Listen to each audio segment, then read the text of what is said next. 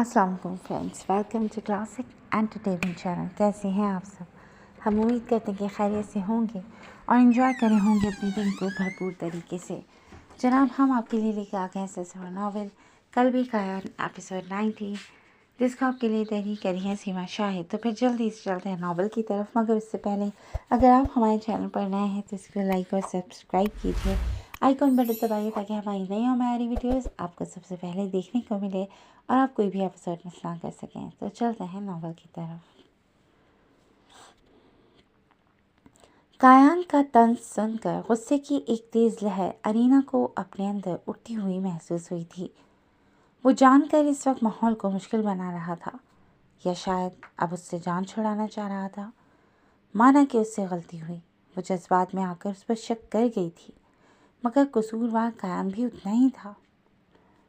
तुमने मुझे वार्निंग क्यों नहीं दी? भरोसे की बात करते हो। क्या तुमने मुझे भरोसा किया? क्या कभी मुझे बताया कि तुम क्या सोच रहे हो, क्या करने जा रहे हो, किससे क्या कह आए हो? वो गुस्से से फट पड़ी। कायन सुकून से अपने चेहरे पर चिढ़ा देने वाली मुस्कुराहट लिए उसे देख रहा था। उसका अंदाज बिल्कुल आग लगाकर तमाशा देखने वाले जैसा था। उसे यूं खामोश देखकर अरीना का दिल चाहा कि उसका सर फोड़ दे। अगर तुम मुझे बताते तो मैं समझ जाती। और उसके बाद लड़खड़ाई तो कायन ने अबरूज गाकर उसे देखा, जैसे कह रहा हो कि और क्या। और तुम्हें सपोर्ट करके उस बाशु दादा के सामने तुम्हारी बात से एग्री कर जाती। अरीना ने बात मुकम्मल की तो उसकी ग्रीन आंखों में नमी उभरती देखकर वो संजीदा हुआ। योर ऑनर, अगर तुम्हें मुझसे लड़ने और बहस करने से फुर्सत मिलती तो मैं तुम्हें ज़रूर बताता, लेकिन तुम हर बात पर जिस तरह बहस करती हो, नुक्ताचीनी करती हो, उससे मेरा काम ख़राब हो जाता है। इसीलिए अब मैं बहुत सी बातें तुम्हें नहीं बताता। और योर ऑनर, वो किसी सियाने ने क्या खूब कहा है ना कि औरतों को अक्ल की बातें ज़रा देर से ही समझ में आती हैं। कायन ने उसे शरारत से चिढ़ाते हुए आंख मारी। वो अपनी जगह दुरुस्त बात कर रहा था, मगर अरीना इतनी जल्दी हार मानने को तैयार नहीं थी। उसने मुश्किल से मुश्किल केसेस में भी समझौता नहीं किया था, तो अब कैसे कर लेती? उसे हर सूरत कायन को अपने साथ बांध कर रखना था, उसे जाने नहीं देना था। माना कि वो बाशु दादा की बातें सुनकर उस पर शक कर गई थी, मगर इसमें सारी गलती सिर्फ उसकी नहीं थी, कायन की भी थी। कायन सादी, मैं ISI नहीं हूँ जो मुश्किल वक्त में तुम्हें डिसोन कर दूँ। मुझसे कुछ मत छुपाओ, मैं तुम्हें जानना चाहती हूँ। और याद रखना, मैं तुम्हें कभी भी धोखा नहीं दूंगी। वो ठहरे हुए लहजे में बोली। ISI का हवाला देकर उसने कायन के नफ्स पर हाथ रखा था। अरीना की बात सुनकर कायन ने अपना मग साइड पर रखा। योर ऑनर, मेरे अंदर क्या है तुम वो जानकर क्या करोगी? बहुत कुछ ऐसा है जो बिल्कुल भी अच्छा नहीं है, और मैं असल में क्या हूँ ये अगर तुम जान गई तो तुम्हें तो मेरा वजूद बिल्कुल भी बर्दाश्त नहीं होगा। मेरा अंदर बहुत गहरा, बहुत तारीक है। तुम्हें ये तारीकी अच्छी नहीं लगेगी, इसलिए मुझसे दूर रहो, यही बेहतर है। वो सुकून से बोला। मुझे एक चांस तो दो खुद को जानने का, फिर मैं क्या करूँगी ये मुझे तय करने देना। तुम पहले से कैसे सोच सकते हो कि मुझे तुम्हें अंदर तक जानकर अच्छा लगेगा कि नहीं? अरीना ठान चुकी थी कि कायन सादी के बारे में एक एक चीज़ जानकर रहेगी। क्यों? कायन सादी ने अबरूज का गभी बना संजीदगी से सवाल किया। क्योंकि अरीना ने अपने खुद खोते लबों पर ज़बान फेरी। क्योंकि मैं तुम्हारी परवाह करती हूँ, बीवी हूँ तुम्हारी। इतने कम वक्त में हम दोनों एक दूसरे के इतने करीब आ चुके हैं कि मेरे दिल में तुम्हारे लिए नरम गोशा बन चुका है और एहतराम पैदा हो चुका है। तुम मेरे लिए स्पेशल बन चुकी हो कायन। वो उस वक्त सच बोल रही थी। अरीना के आसाब इस वक्त खासे कशीदा हो चुके थे। वो अपने मिजाज से हटकर बात कर रही थी और कायन सादी लापरवाही से अपने दोनों हाथ सीने पर बांधे उससे सुन रहा था। उसके खामोश होने पर वो कुछ देर बिना कुछ कहे बस खलाओं में देखता रहा। दोनों के बीच में मौत का सा सन्नाटा छा गया, जिसे चंद मिनट बाद कायन सादी की भारी आवाज़ ने तोड़ा। मैंने आज तक किसी भी औरत को अपने इतने नज़दीक नहीं आने दिया जितना मैं तुम्हें ला चुका हूँ, मगर तुमने क्या मुझे अपने करीब किया? जिस्मानी ताल्लुकात कायम करना कोई बड़ी बात नहीं, असल बात तो रूहानी ताल्लुक़ कायम करना है, एक दूसरे पर एतबार करना है। जिस्म का क्या, वो तो बाज़ार में भी मिल जाते हैं। वो खामोश हुआ और जेब से सिगार निकाल कर सुलगाने लगा। उसका रवैया, उसका ठंडा सर्द अंदाज, अरीना अली को ऐसा लग रहा था जैसे वो उसे पाकर खो चुकी है। वो कई बार उसे कह चुका था कि वो उसके मामलात में खामोश है, मगर हर बार वो ना चाहते हुए भी कुछ न कुछ गलत कर ही जाती थी। मगर तुम मुझसे प्यार नहीं करते, बेसाख्ता उसके लबों से शिकवा फिसला, और कहते साथ ही उसने तेज़ी से अपने लब भींचे कि उसे कायन सादी जैसे खुश्क माखूर से प्यार मोहब्बत की तवक्को नहीं रखनी चाहिए, कि ये सब उसके अंदर ही नहीं था तो वो देगा कहाँ से। नहीं, मैं तुमसे प्यार नहीं करता, कम से कम वैसा प्यार तो हरगिज़ नहीं करता जैसा तुम जैसी नाइस लेडी डिज़र्व करती है। वो बेरहमी से सच बोल रहा था, पर उसके लहजे में एक महसूस की जाने वाली उदासी सी थी, जिसे महसूस करके पहली बार अरीना के दिल में उसके लिए एक अजीब सी हलचल मची थी। वो दिल से इस वक्त उसकी इज्जत कर रही थी कि वो कड़वा ज़रूर था पर सच्चा था। जो उसके दिल में था वो ही लबों पर भी था। तो फिर अब अरीना ने उसे देखा। अब क्या? कायन ने अबरूज कहा, हमारा रिश्ता, हम इसका क्या करेंगे? वो किस कब्र पर बैठेगा? वो सवाल कर रही थी। मेरे दिल में अभी तुम्हारी ख्वाहिश बेदार है। तुम मेरी ज़रूरत हो क़ल्ब कायन, शदीद ज़रूरी हो मेरे लिए, जैसे ऑक्सीजन। और ऑक्सीजन तो सारी ज़िंदगी चाहिए होती है। वो बोलता हुआ उठा और उसने अरीना का हाथ थाम कर खींच कर उसे अपने मद्दे मुकाबले खड़ा किया। मेरे पास जो भी था वो मैं तुम्हें दे चुका हूँ योर ऑनर। उसने एक गहरी सांस भरी। अब मेरे पास तुम्हें देने के लिए और कुछ नहीं, इसलिए मेरा यहाँ से जाना ही मुनासिब है। मगर बेफिक्र रहो, परीसा का केस मैं अधूरा नहीं छोड़ूंगा। वो उसकी आंखों में उतरते दुख और हैरानगी से नजर चुरा गया। उसने घाट घाट का पानी पिया था। वो अच्छी तरह से समझ रहा था कि अरीना अलवी उसका कल्ब उससे शर्मिंदा है। माना कि उसे अरीना की सब्ज आंखों में रंजो अलम देखने से सख्त नफरत थी, मगर इस वक्त अरीना को दुख देना, उससे फासला कायम करना ज़रूरी था कि उसका और अरीना का कोई मैच नहीं था। वो नहीं चाहता था कि परीसा से मिलने के बाद अरीना को उसके साथ पर परीसा को उस जैसा बाप देने पर शर्मिंदा होना पड़े। अरीना अलवीज़ आकर खड़ी बस उसकी आंखों को, उसकी एक एक जंबिश को बगौर देख रही थी, जैसे उसे हर्फ हर्फ पड़ रही हो। इतना तो वो जान गई थी कि अक्खड़ सर्द मिजाज मारखोर प्यार मोहब्बत से नाबलद है। वो खुद अपने जज्बात नहीं पहचानता। उसे नहीं पता प्यार इश्क मोहब्बत क्या होता है। गोलियों की ज़बान जानने वाले को इन नज़ाकतों का क्या इल्म। उसने लम्हों में एक फ़ैसला किया था। वो कायन सादी को एक चांस और देने का ठान चुकी थी। उसे अपनी मोहब्बत का जाम पिलाना चाहती थी, अपनी गुर्बत से नवाजना चाहती थी। वो चाहती थी कि कायन उसे लेकर अपने जज्बात, अपने एहसासात को समझ सके। वो सिर्फ उसकी ज़रूरत नहीं बल्कि मोहब्बत बनना चाहती थी। अंदर चलें, उसने कायन का खुरदरा हाथ थाम कर नरमी से कहा, जिस पर कायन ने गर्दन झुकाकर उसके चेहरे को बगौर देखा। वो बेपनाह खूबसूरत थी, या शायद उसकी ही सांसें उसे देखकर थमने लग जाती थीं।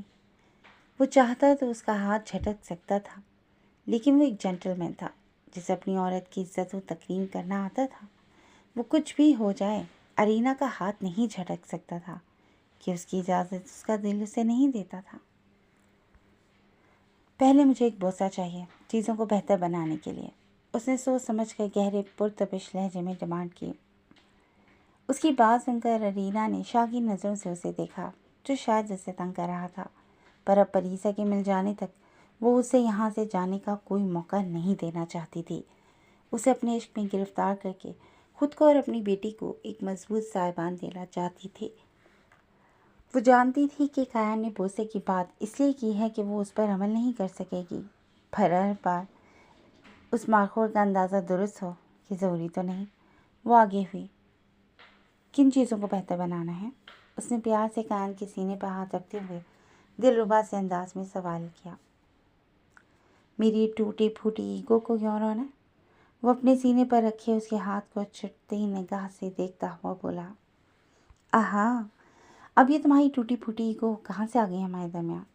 अरीना अलवी ने पीछे से हटते हुए हैरानगी से पूछा, तो उसका अंदाज देखकर कायन सादी के चेहरे पर एक मोहम सी मुस्कुराहट उभर कर गायब हुई।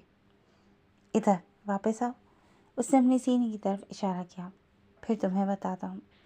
उसका जुमाइने अंदाज देखकर अरीना 2 कदम आगे आई तो कायन ने उसकी कमर में हाथ डालकर उसे अपनी तरफ खींचा। चलो यूँ रहना, जल्दी से मेरी टूटी फूटी ईगो को ठीक करो, उसने गंभीर लहजे में कहा तो अरीना की पलकें लरज़ उठी।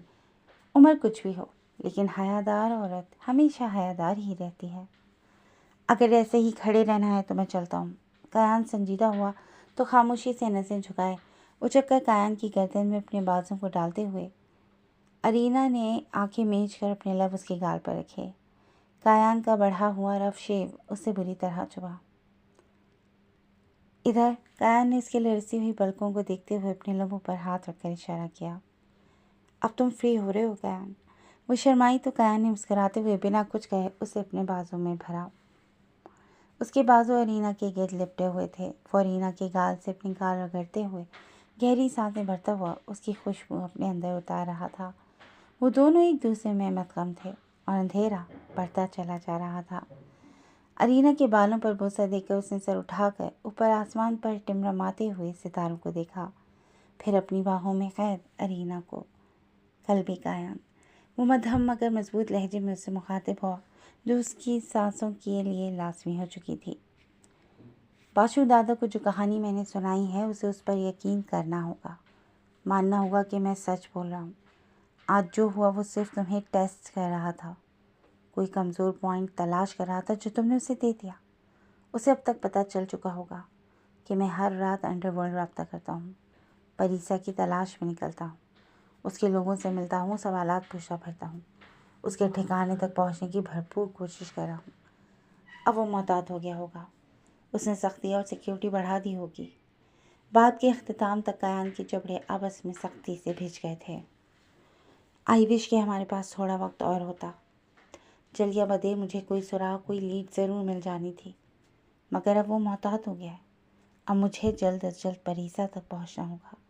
वो रुका, फिर कुछ याद आने पर उलझे हुए अंदाज में झंझलाया। डैम इट, लगता है मुझे जंग लग गया है। अरीना का दिल इस वक्त दर्द से भर गया था। वो जानती थी कि कायन सादी भी परीसा की वापसी उसी शिद्दत से चाहता है जितनी शिद्दत से वो चाहती है। इसीलिए वो खुद पर गुस्सा हो रहा था, खुद को कोस रहा था। तुम अंदर चलो, घर लॉक कर लेना, मेरे आने तक ना बाहर निकलना और ना ही कोई फ़ोन उठाना। वो आहिस्तगी से उसे आज़ाद करता हुआ सीधा हुआ। तुम कहाँ जा रहे हो? अरीना फौरी बेसाख्तगी से बोली तो कायन ने उसे हैरत से देखा कि वो तो हर रात अंधेरे में बाशु दादा के ठिकानों की तलाश के लिए निकलता था और ये बात अरीना अच्छी तरह से जानती थी। कायन की आंखों में हैरत देखकर वो गड़बड़ाई। पिछले 10 दिन से एक रात भी ऐसी नहीं जो तुम खोज में ना निकले हो। रात भर किसी सुराग की तलाश में भटकते रहते हो, सुबह मेरे साथ कोर्ट चले जाते हो। अब और क्या करोगे? अरीना ने नम लहजे में कहा। मैं शर्मीन से मिलूंगा। उसकी आंखों में ऐसी चमक उभरी थी जैसे किसी चीते ने अपने शिकार को देख लिया हो। शर्मीन? वो बाशु की मिस्ट्रेस? अरीना अलवी ने चौंक कर उसे देखा, जो बलाका संजीदा था। नहीं कायन, तुमने वादा किया था। अरीना ने उसे उसके इरादों से बांधना चाहा। अरीना, वो हमारी वाहिद लीड है और उससे मैं बाशु के खुफिया ठिकाने गुलवा कर ही छोड़ूंगा। वो झंझलाया। पर तुमने वादा किया था, अरीना ने उसे याद दिलाया। कुछ वादे तोड़ने के लिए ही किए जाते हैं, वो सर्द लहजे में बोला। मगर मुझसे नहीं, मेरे से के सारे वादे तुम निभाओगे। अरीना अलवी एक एक लफ्ज़ ठहर कर बोली थी। कायन ने बिना कुछ कहे सामने खड़ी ज़िद्दी औरत को देखा और फिर एक झटके से उसे अपने बाजू में भरकर घर के अंदर दाखिल हुआ। पलटकर एक हाथ से उसे थामते हुए दूसरे से लॉक लगाया और सीधा बेडरूम का रुख किया। जुमे की शाम 4 बजे का वक्त था। कोर्ट में बाशु दादा का ट्रायल चल रहा था और सारे ही सबूत, सारे ही गवाहान सब के सब बाशु दादा के खिलाफ थे। वो कत्ल गारतगिरी से लेकर हर तरह के जुर्म में मुलव्वस था। प्रोसिक्यूटर एक एक करके कई सबूत बाशु दादा के खिलाफ जज अरीना के सामने पेश कर चुका था और बाशु दादा तो यूं पूरे कॉन्फिडेंस से तंग कर खड़ा था कि जैसे उसे पूरा यकीन हो कि कोर्ट उसके खिलाफ फैसला सुना ही नहीं सकता। और यकीन क्यों ना होता, आखिर जज की इकलौती बेटी उसके कब्जे में जो थी। 10 दिन से बाशु दादा के खिलाफ ट्रायल मुसलसल चल रहा था। काफ़ी पुराने केसेस सब खुल गए थे। सारे सबूत, सारे गवाहान सब बाशु दादा के मुखालिफ थे। बाशु दादा के राब्ता करने पर वो उसे साफ साफ कह चुकी थी कि अचानक से उसे रिहा करने और तमाम इल्ज़ाम से बरी करने पर शोर मच सकता है, इसलिए अभी ट्रायल चलने दो। बाशु दादा समझ गया था, मगर अरीना की समझ में नहीं आ रहा था कि वो उस टेररिस्ट को किस तरह भी गुनाह साबित करके बाइज्जत बरी कर दे। इसीलिए वो तारीख पर तारीख दिए जा रही थी। और आज जुमे के दिन शाम 4 बजे उसने थकन से अपना माथा मसलते हुए ज्यूरी से पीर तक फैसला सुनाने का वक्त ले लिया था। अगर मौजूद ज्यूरी को एतराज़ ना हो तो मैं पीर को फैसला सुनाना चाहूँगी। अरीना की बात सुनकर प्रोसिक्यूटर और तमाम ज्यूरी मेंबर्स ने उसकी तायीद की थी और यूं अदालत पीर तक के लिए बर्खास्त कर दी गई थी। Court is adjourned until Monday morning 10 AM। Arina ने हथौड़ा मारा और खड़ी हो गई और गुस्से से भरे बाशु दादा पर एक नज़र डालती हुई वो कोर्ट रूम से बाहर निकल गई। जी फ्रेंड्स, आज के लिए बस इतना ही। कैसी लगी आपको आज की एपिसोड? यकीनन पसंद आई होगी। तो जुड़े रहिएगा क्लासिक एंटरटेनमेंट चैनल के साथ, जहां बहुत जल्द हम एक नई एपिसोड लेकर हाजिर होंगे। Till then take care and अल्लाह हाफ़िज़।